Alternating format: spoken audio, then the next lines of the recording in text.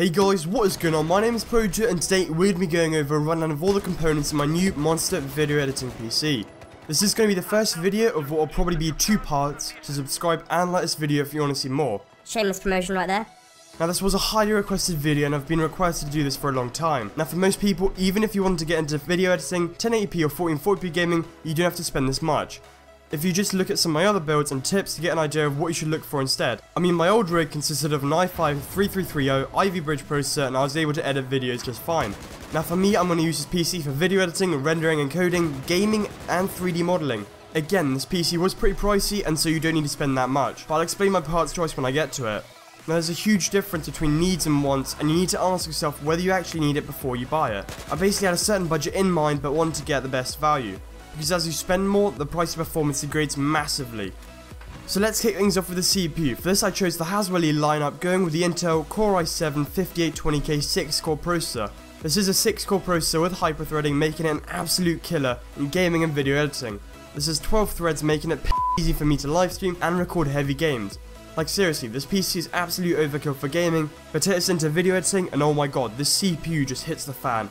It has awesome overclocking potential, and just for comparison, its clock speed is 3.3 GHz at stock, and I was able to achieve 4.6 GHz easily when pushing the core clock to 1.295 volts. My only concern was that the temps were pretty high for my taste since I only had a 120mm water cooler, so I dropped the frequency down to 4.4 GHz, which is what most people get, and my temps never went above 70ish degrees, even at 90 to 100% CPU load. As I said earlier, due to hyper-threading, it's basically 6 physical cores and an additional 6 somewhat split or virtual cores. This chip tears through anything you can toss at and has great value for money, as you can save tons by overclocking it and not going with a 5930K. For the CPU cooler, I went with the MSI Dragon 120mm water cooler for a particular reason, that being that it came with my MOBA for free. Seeing as that was the case, I just thought and why not and use that. I will say that this is basically just a Corsair H55 clone and so the installation was a bit confusing, but once installed I had no problems. Now the 5820K doesn't come with a stock cooler, nor would you be using that thing anyway. So if you weren't getting the CPU cooler for free like I did, I would honestly highly recommend that you get either a Noctua cooler or the Corsair H100i. This is because it will do a much better job of cooling the CPU, meaning you can push its limits further. For the motherboard, I went with the MSI X99 Gaming 7. Basically this CPU is only compatible with the LGA 2011 version 3 socket, so we needed to go with something preferably on the X99 platform. This is essentially an MSI X99 Gaming 7 without the USB 3.1 interface, though it does have a plethora of USB 3.0 ports. This does shave the price down by quite a lot by not going with the X99A version. So it comes with what we're all used to from MSI MOBAs, being Killer Ethernet, which actually works like a dream, OC Genie, which overclocks the system, and other things such as ClickBIOS 4, Audio Boost, and some awesome drivers in general. It does come with a 6-month premium license to Expert 2, and now we're actually going to be looking at the specs for it. So it has 8 DIMM slots available for memory and supports up to 128GB of RAM. It has 10 SATA 3 ports, 1 SATA Express and 1 M.2 port, and it obviously supports RAID and does allow crossfire and 3-way SLI. It is also just an ATX board, so it will fit inside any ATX chassis. It has 5 audio ports, an optical, as well as 4 front and 8 rear USB 3.0 ports. Not to mention another 4 front and 2 rear USB 2.0 ports. Now this is just an awesome MOBA, and for the price it was a real steal compared to the other X99 MOBAs. Now for RAM, I went with 16GB of Kingston HyperX Fury Black 4x4GB DDR4 2666 memory. Not much to say other than I've always recommended the DDR3 version of the HyperX Fury, and these look even better hands-on, especially if you're going to be seeing this in your rig through a side panel. Now it does run at 2666 MHz without the need to mess with overclock, and the heat spreaders do look epic. Also, 16GB is great for rendering and scrubbing through footage, and the extra 4 DIMM slots means we can upgrade to more in the future. That, and for the price, it was extremely competitive, which is what we expect from the Kingston lineup. So for storage, we've got a lot to say and I'm just going to be going over it quickly. I've got a Samsung 850 EVO series 250GB 2.5-inch solid state drive, my operating system, main applications, etc. And whilst I won't be using it for games, you can load 1 or 2 games in there to decrease loading times. So if I got the 120GB version, it just wouldn't be enough, whereas 500GB is just necessary for the price. I also got a WD Caviar Green 3TB 3.5-inch 5400 RPM internal hard drive for my backup. Basically, all mechanical hard drives will fail, and using this will allow me to back up everything that's important to me. Could happen in a week, or it could happen 6 years down the line, you just don't know, and having a backup is always a safe option. Now 3TB should be enough, and I don't need a 7200 RPM drive, since it is only going to be for backup. This one also saves power too when not in use. which is ideal since I'll only be backing up say once a week.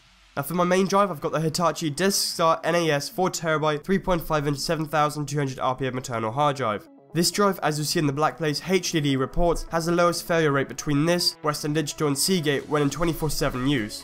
Now these drives do get quite hot and are somewhat pretty pricey, but 4TB is awesome and saved me a lot from having to go to the premium WD Black. By the way, Hitachi is actually a Western Digital company if you didn't know. I also went into my old system and scavenged a 2TB Seagate HD, which I'm using for games, as well as a 1TB WD Blue for my huge library of programs. Now for the video card, I went with the MSI GeForce GTX 980 Ti 6GB video card. Now I was basically torn between this or the R9 390 Crossfire, but I thought that the heat dissipation, power consumption and the occasional crossfire headaches weren't worth it. This card has a core clock of 1.18 GHz, but you can easily get around 1400 to 1500 MHz, since it is still a Maxwell architecture. It has one DVI-D, one HDMI and 3 DisplayPort connections, so you won't be needing anything more. I will say that this card is more targeted at 1440p or entry level 4K, though I'm using it for 1080p. Now before you guys get your Nicholson twist, I did look at other cards. I just wanted to max out all games and still be able to utilise my 144Hz monitor. And so I got this. It would make it a lot easier for me to upgrade if DX12 is good, since I could upgrade the panel in the future and just put another one of these in, instead of being stuck to SLI or Crossfire config right off the bat. And you're probably just asking why I didn't go with a 980 or a 390. I mean, a 970 in general is great, but it suffers from that 3.5 GHz VRAM issue, which can cause stuttering. And this brings us onto the 980, which gives us performance of a heavily overclocked 970. Now you could overclock this as well, but I only really like the 980 if you're running an SLI and playing 4K with that. 4GB of VRAM would be sufficient, but many cards like the 390 or 390X now have 8GB, leading to more future compatibility. So I opted in for the 980 Ti as well, which is a cut down of the Titan X. It's slightly less CUDA cores and a half the VRAM, but 6GB is more than enough for me. I also want to have Nvidia's driver support and other Nvidia things such as Shadowplay, though I've recently been told that the AMD version Raptor is actually pretty good. Shadowplay is so good though. Now apparently CUDA on newer GPUs doesn't work in Vegas very well, but I'll have to test it out myself. After Effects though is just beautiful. But the combination of all the parts makes this a breeze to work with. But if you're looking into this and you don't care about that, do look at 390s, they're probably the best bang for the buck right now. Now the MSI model that I went with also has a fantastic look to it, so huge props to MSI for that. Not to mention that the backplate is absolutely exceptional. It features great fans, so I never actually went above 60 degrees even on load, which is just exceptional, though I doubt I'm actually stressing the GPU that much in game based on how powerful it is. Now you could opt in for other brands if you're looking to buy this card, but I heard the Gigabyte one has terrible coil whine, so just look out for that. I will say it is targeted at 1440p again. I'm using it for 1080p so I can upgrade my panel later on if I ever wanted to, and let's put another one of those in, instead of me getting a 980 or a 390 or a few years down the line and have to upgrade both my panel and the GPU, which is pretty much pointless. Now for the case, I was torn between the Phanteks Enthuse Lux and the NZXT Phantom 630. Both cases look great and I wanted to get a full tower, but in the end, metal construction, the build quality from the Phanteks sold itself. This is a full tower case and holds up to 6 hard drives and an additional 2 SSDs, as well as supporting up to an E80X motherboard. It's also extremely modular and it's a good option of front panel connections as well as a windowed side panel. If you want to buy this case but want to shave off a few dollars at the same time, the Enthuse Pro is another good option. As for why I didn't go for the Phantom 630, originally the 630 enticed me with its sleek look on the front, and the front panel opens sideways to expose 4 5¼ inch bays and an SD slot, which all can be hidden. For the same price though, I could get an Enthuse Lux with LED lighting and metal construction, so that was the clear winner. This case is obviously huge, much larger than expected, but I'm glad I went with it. Now for the power supply, I went with the EVGA 850 watts, 80 plus gold certified fully modular ATX power supply. So yeah, this is a fully modular 80 plus gold power supply, so already a good start. The price is good too, so good value for money, and also has 4 6 plus 2 pin connectors, so I could hook up another graphics card later on if I wanted to. 850 watts is more than enough, and I could have gotten with a 750 watt PSU, but this model was only £10 more expensive. Also, some people say that the Supernova models are unreliable, but I've only heard that the NEX models, which are quite old, are quite unreliable. The user reviews don't really show that.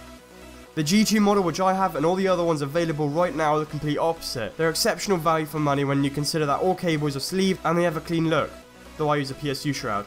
And lastly, I also put in a few other things like a DVD writer for the hell of it, an LED kit which I've modded and you'll see that soon, as well as a hard drive caddy.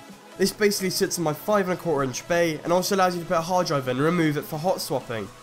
All I had to do was change one parameter in the BIOS and it worked. I basically just put my backup drive and remove it when it's not needed. It's also lockable, meaning that if you live with other people, like in a dorm, they couldn't get to your stuff and files even if they disassembled your PC. Just remember that this PC will do high-end 1440p gaming, and the processor is an absolute monster for streaming, recording and editing, etc. But I wouldn't recommend it for most people to buy, because for the most part, you could spend a lot less and still play games and edit very well. This is just the best performance for that price, and I hope you like this build as much as I do.